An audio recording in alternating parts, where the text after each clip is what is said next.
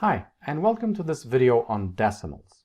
Now we've been looking at floats so far, which was one way of representing real numbers. Decimals is another way, another mechanism that we have in Python to represent floating point numbers, to represent real numbers. So this will use the decimal module. And if you want detailed information about the implementation and the standards that we use to implement decimals as an alternative to floats, then you can look at the PEP 327 documentation online, but I'll cover the important stuff here. So let's just recall what happens, right? What our issues are. If we take a look at 0.1 expressed as a float in Python, which remember we really call a binary float, it uses binary numbers to store those numbers, then we end up with an infinite binary expansion, and we've seen that before. That's our infinite binary expansion. It's this infinite series, essentially. So we don't have an exact representation of the number in memory. But it does have a finite decimal expression, right? Expansion. It's 0.1, which is 1/10. It's finite. So we're dealing with the fact that we're used to working with decimal numbers, like, 0.1 or 0.25, things like that, which are finite, right? They're exact. And yet, when we try and put them in a computer, they become inexact because we have to basically, stop this expansion at some point. We don't have an infinite amount of memory to work with. So we need an alternative to using this binary float type. How are we going to represent 1/10 exactly in the computer, right? And we want to do that because we want to avoid the approximation issues. And I just want to bring back and talk back about our discussion on rational numbers. Now, with rational numbers, we saw that if you have any real number that has a finite number of digits in it, then it is always a rational number. So it doesn't matter how many digits you have before and after the decimal point, as long as it's finite, it will always be a rational number. It can always be expressed as a fraction. If you don't remember that, you can go back and check the videos on the rationals. So the question might be, why don't we just use the fraction class? I mean, it's there, it already exists. We know that 0.1 is 1/10, for example, that is a rational number. 0.25 is 25 over 100, that's a rational number, and so on. So why not use the fraction class? Well, let's take a look. Let's say if we say 1/10 plus 1/5. What do we need to do? Well, the first thing we need to do is we need to come up with, a common denominator. 1/10 plus 2/5 is 1/10 plus 2/5 would be 4/10. So we're looking at 5/10, right? That's our result, 5/10. But wait a minute, now we have to simplify it. 5/10 is 1 over 2, so it's 1/2. So you can see the amount of computations you have to do to add, let's say, and just to add two fractions together.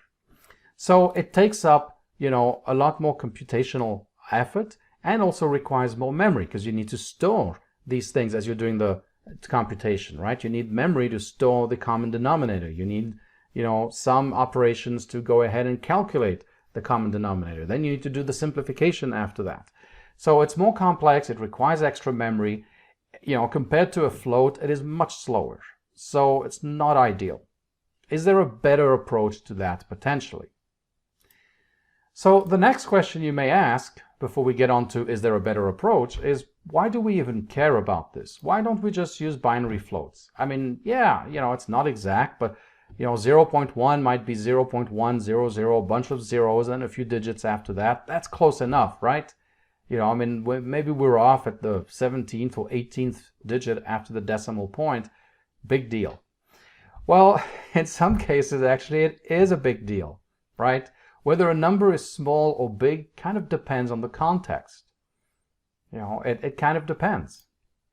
And in industries like finance or banking, having exact finite representations, is highly desirable. You want bank account, balances to be exact. You don't want them to be approximate. It's better if they can be exact. Why? Well, let's take a look at an example. Right? Because you may think again that, hey, if my bank account is 100.01000007, yeah, no big deal. But let's say that we're adding up financial transactions that took place over a certain time period. Let's say that the financial transaction is 100.01. For simplicity, I'm keeping them equal, right? They're all going to be the same value. But let's say we have these transactions and we want to add them up. And let's say that we have 1 billion transactions. I know what you're thinking. Wait a minute, 1 billion transactions? I'm exaggerating, right? Which bank does 1 billion transactions over a certain time period? Maybe over a 5 or 10 year period. Well, no, that's not true. That happens quite often. In fact, the New York Stock Exchange trades about 2 to 6 billion shares daily, every day. So, adding up 1 billion of those numbers is actually peanuts, right? Compared to what you might actually be really doing in reality in some of those places. So let's take a look at the problem that this causes.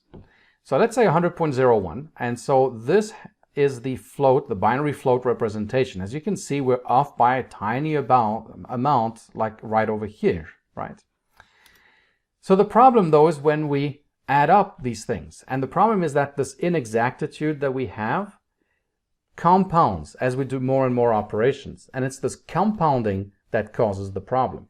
Yeah, if it was just a single time, 100.01, if we say, hey, your balance is 100.01,000, yeah, that doesn't matter. But as we add things together, it does. As we compound the errors, it does. So the real sum, right, which would be the exact decimal sum, is this value here. And if we do that using a float, and all I did was just write a small Python program that basically adds that number 100.01 1 billion times, this is the result that I got. And as you can see, now that is far off, right?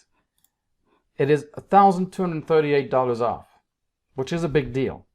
Yes, relatively speaking, it's a small difference, right? But if you look at it in real terms, in absolute terms, it's, if you're producing a report or you're producing, a result for somebody and you tell them, hey, this is how much money we transacted today. By the way, it's probably off, $1,000 to a couple $1,000, but no big deal. No, it is a big deal, right? So anyways, that's why we're interested in having exact representations for our, base 10 numbers, for our 0.10, 0.25, or 0.34, which are things that we use daily in financial sectors. Okay, so how are we going to work with decimals? Well, there's a couple of things we need to look at. The decimal module has the decimal class, which is what we'll use to actually create decimal numbers. But when you work with decimal numbers, you want to also be able to specify the precision that you're interested in. Because, yes, you can say, hey, my precision is, 28. But that's maybe not what you need. It may be too much for what you need, in your particular application. Maybe in your particular application, having, 5 digits is good enough, right? So it kind of depends. So you have a context, and this context is basically nothing more than a way to specify certain characteristics of your decimal numbers. And there are quite a few, but the two main ones that we're going to look at are the precision and the rounding. So you can set your precision. Now this precision only actually applies to the arithmetic operations, right? So basically it's how far does it keep the precision as it's doing addition, multiplication, and other mathematical functions that you may apply to decimal numbers. And then the other one is the rounding algorithm. If you remember our discussion in the floats videos, we talked about the rounding algorithm that float implements, which is not the algorithm that we're necessarily used to, right? Our algorithm, we tie to the closest value, but we then have a tiebreaker rule, right? And the tiebreaker rule used for floats is a little different than what we normally use, commonly, which is, moving away from 0. So in the decimals, you can actually specify the rounding algorithm. You can't do that for floats. You were stuck with that one. If you wanted your own rounding algorithm, you had to basically provide your own round function. But not so with decimals. Now this context comes in kind of two flavors. You can have a global context, which is basically the default context, right? That context basically allows you to set your precision and your rounding. But you can also have a local context, which is temporary, where you can change those settings without affecting the global context. So it's just a convenience thing, right? Because let's say that you're working in in a global context that uses 10 for the precision. But now you're doing some kind of calculation and you say, well, wait a minute, I need to extend that precision a little bit because that's not enough for what I need to do right now in this particular case. So then you change your global context precision to maybe 20. And then when you're done, you need to remember to set your global context precision back to 10. So that can, if you forget to do that, it might cause problems. So instead what you can do is create a local temporary context, change your precision to 20, do whatever you need to do, and then the local context goes away and you're back to your global context that you never changed, so it's still set up the way it was before. So that's really all the difference is between global and local contexts. So the way you work with those is, well, first of all, you're going to have to import the decimal module. And then to get the default context, you just say decimal.getContext. That's it. That returns the global context, and you can view the settings in there and you can change the settings in there. For the local context, it's very similar. You do decimal.localContext. Now it does take a single optional parameter, and that parameter just defines the context that you want to use. So it's like, well, what's going on? Well, if you want to create a local context, you may want to create it with some initial values. And the way that it generally does it, if you don't pass in anything, it will actually default to the global context. So it will take a copy of the global context and give it back to you as a local context. Or you can specify your own from scratch, right? You can do that as well. The only difference between local context and get context is that it returns a context manager, which means it's something you use with a with statement. And we'll take a look at that in a few seconds. If you haven't used context managers before, don't worry too much. We will cover context managers later on in this course. In fact, we'll be looking at how to create our own context managers. Context managers are nice because they allow you to basically manage certain things automatically. So for example, like if you use files, right? You can use a context manager with files when you open your file, and then you can work with the file, and then when you're done, you don't have to explicitly close the file, which you need to do. The context manager will then basically exit and say, oh, okay, I need to clean up. I need to go close the file. And in our case, we'll look maybe at how to create a context manager to close off a database connection. It's very useful for that. So you use a context manager, you open up your database connection, you do your queries, and then when you're done, the context manager automatically goes off and maybe closes the connection or releases the connection back into a pool, whatever it is that you're trying to do. So that's the difference. Local context will return a context manager. Get context will return the default global context. So the precision in rounding, well, it's very simple, and we'll take a look at an example where we use the global context, but it works the same with the local context as well. So let's say we have decimal.getContext. That returns the global context. And now we can just say context.prec for precision, or we can say context ctx.rounding, which will return the rounding mechanism or set the rounding mechanism depending on what we want to do. And that's defined using a string. There are constants defined in the decimal module that will define those strings for us, so we don't have to worry about making a mistake in the string itself. And here are the various constants that are available in the decimal module for the rounding algorithm. Now, if you remember, this round half even, which rounds to nearest with ties to even, is what the float rounding algorithm is. And if you remember, we couldn't change it. That's what it was. When we called the round method, that's what it was. And if we wanted to use round half up, which rounds to nearest with ties away from 0, which is the rounding that we may be more used to, we had to write our own algorithm.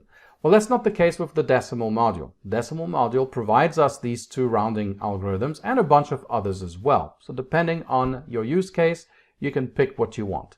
But it defaults to round half even, just like with the floats. But if you want to change it to something else, you can, and you don't have to write your own implementation, as long as it's within this set of rounding algorithms. So, working with global and local contexts, let's take a look very quickly how we work with both. So let's say we're in our module or in our function, and we want to do some stuff. We want to change, let's say, the rounding, which I know defaults to round half up, but let's say it was changed before and we want to change it now.